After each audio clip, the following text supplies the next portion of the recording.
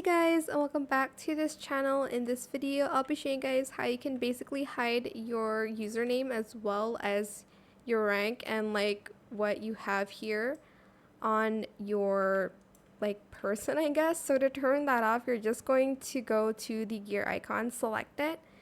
Then you are going to go to the name tag section and you're just going to press hide, and it's going to instantly take that off.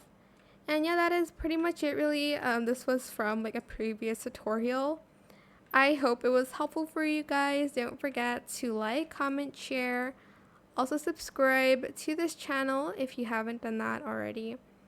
If you have any more questions about this video, just leave it in the comment section down below. I will try my best to answer them all for you guys. And if you found this video helpful, please click the thanks button as well. It would mean a lot to me. So yeah, that is it for this video. Thank you so much for watching. Bye.